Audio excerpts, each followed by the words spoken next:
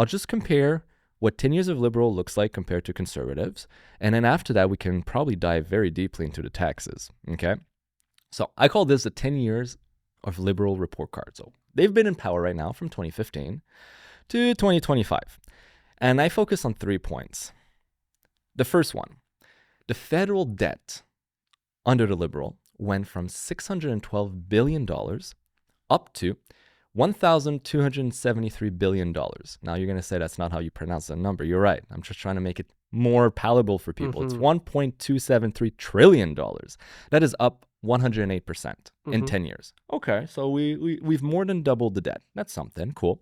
And you're just talking about the federal debt right now. There's the household debt as well, which is, absolutely astronomical. Oh, it's insane. But then I focus on the second thing. Federal bureaucracy, because that's a huge cost for people. So the federal bureaucracy jumped from 257,000 bureaucrats up to 368,000 bureaucrats, which is a 43% increase. Now, the one thing I want people to question themselves is, have you been getting 43% better service from your government? Not at all. The opposite, right? Right, as the Attorney General found with the CRA report. It's gone down the shitter. And then I focus on the real GDP per capita, right? So that takes into account inflation. So it's in constant dollar value, as we call it.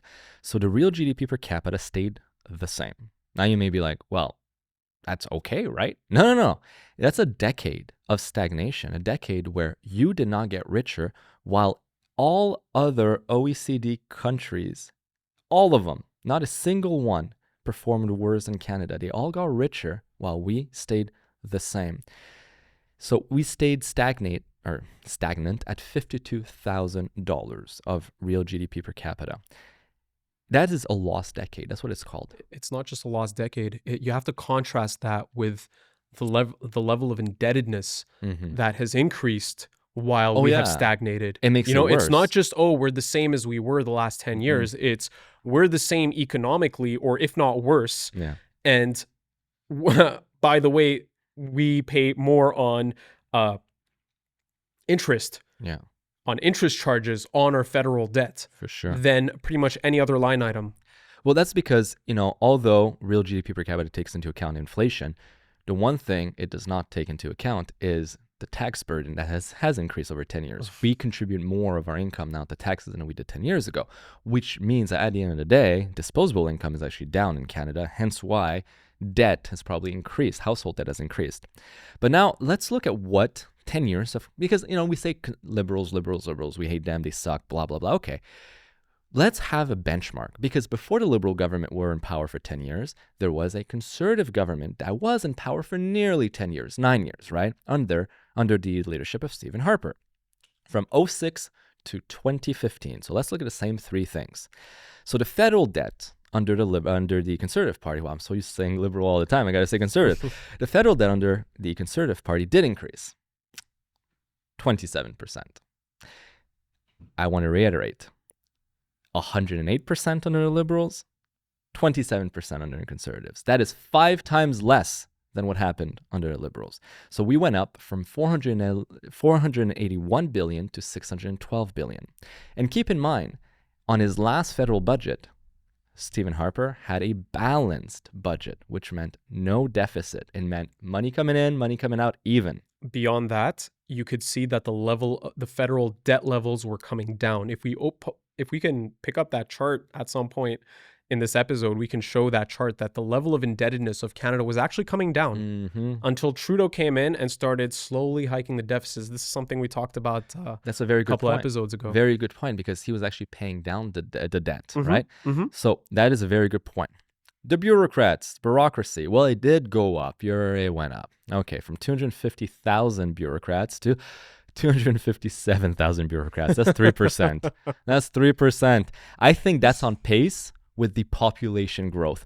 So you know what? I would still rather see it come down, because I think it's still bloated. But if it must go up, at least let it go up with population growth. Absolutely. And 3% is not something that you look at as, oh my God, this cataclysmic change in government size. Especially not in a decade. Yeah, the Liberals added, like you said, 40%. Over 40%, Exactly. 43%? Yeah, 43%. That's right. Yeah. And as for real GDP per capita, it went up.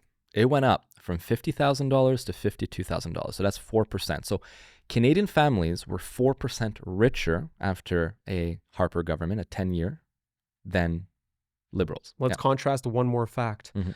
The Canadian dollar on average traded at just around 90 cents US throughout Stephen Harper's tenure. Towards the end of the tenure, the Canadian dollar started to collapse, but throughout his tenure in as the prime minister, the Canadian dollar was trading much more strongly. Nearly at parity. And sometimes now even above. We're down to 71 cents US. That is a drastic decrease. And, you know, Keynesians and people will always say, oh, but that means our exports will go up because people will demand more Canadian goods, but our manufacturing numbers are abysmal. Yeah, they're sucking really badly. They're really, really, really sucking. And speaking of graphs, so there's 4 graphs, and we're not going to dive deep into them. We're just going to show them real quick on screen, just to to give a little bit of a meat around the bones here to what I'm talking about regarding these. So if we load, so we've spoken about this before, business investment per capita, Canada versus United States. So Canada and the US kind of were always on track up until the Liberal government came into power in 2015, whereas Canada has dropped its level of business investments per capita, and the US has continued to trend upwards. That is horrible for the economy, and it's important to note. Next, the Canada business investment, again, lags behind the US, but this is a little bit different. This is non-residential investment as percentage of GDP, so it's a little bit of a different metric here. And once again, the US is trending upwards. Canada was following suit beforehand up until the Liberal hit in 2015, and it's been, it's been same level as like 2002. It's such a steep dive, man. It's such a steep dive. It's insane. Another one here.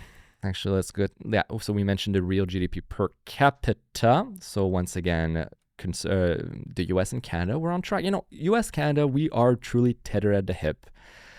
But there's been a decoupling again in 2015, whereas the US continued to trend upwards, real GDP per capita, and Canada has, like we said, stagnated. It has stayed flat. Far behind the United States. Far behind for 10 years.